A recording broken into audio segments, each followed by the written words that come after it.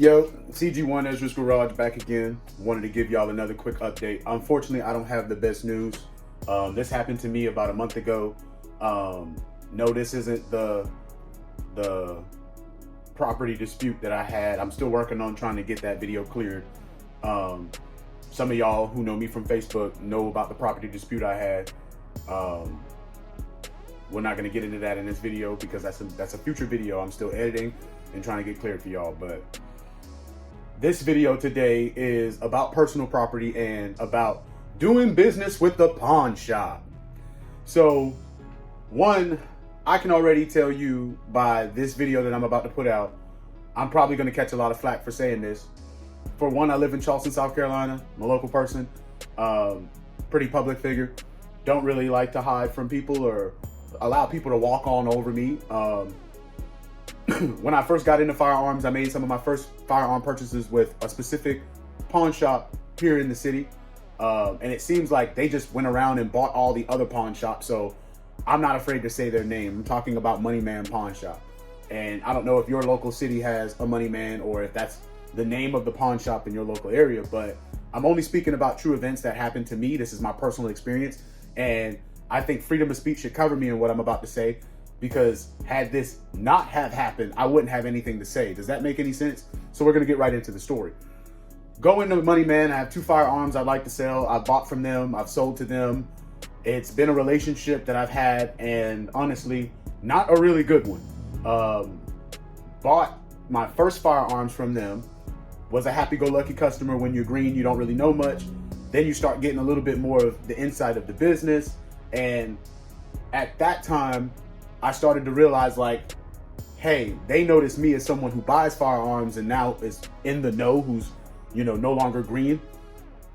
The attitudes that I used to get, the customer service I would get, would not match what I used to get when I was an initial buyer.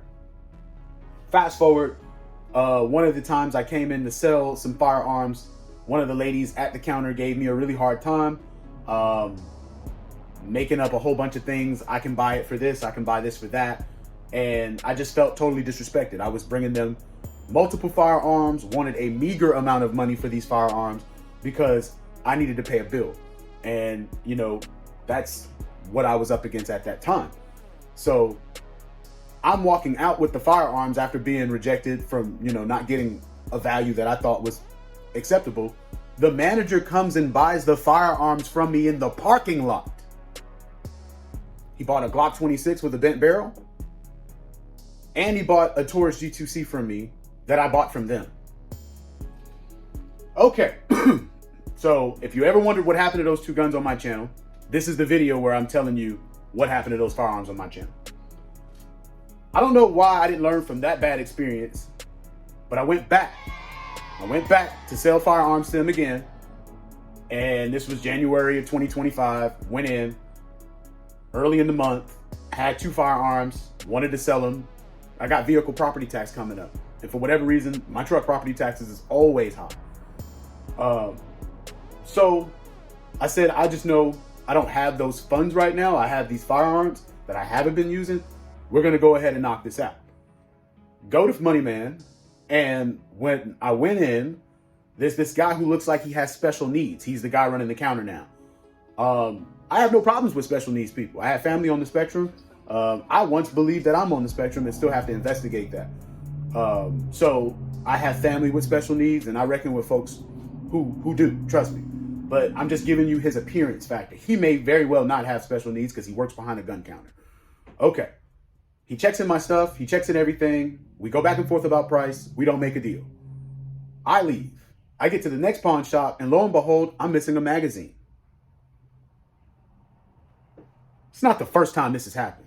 I made a short YouTube clip and posted it on my YouTube, and I might clip that in or link that in the description.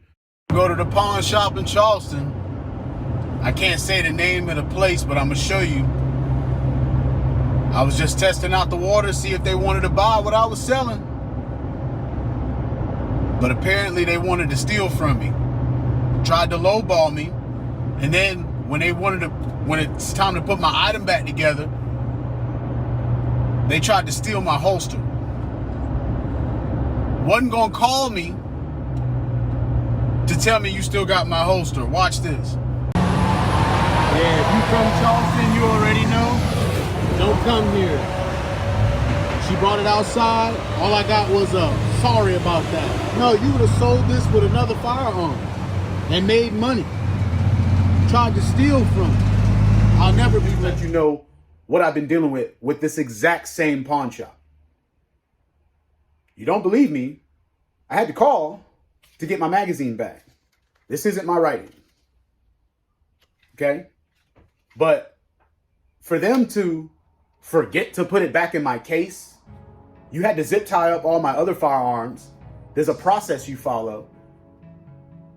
You think, one, I'm not going to call back about my magazine? I've done business with you on multiple occasions. I'm looking for someone from the drop squad. It rains to the heart of, one, they don't care about their customers. The business of pawn shops is failing. And a buddy of mine made something aware to me. Crackheads used to do good business with the pawn shops. The pawn shops have become the crackheads now. They're resorting to shit like this. Come on, like, I wanted not to make this video, but after having that conversation with my buddy, he just made me realize, like, this is a pattern. And I have the documentation to show it. I don't want y'all to feel like you shouldn't shop with pawn shops, but beware.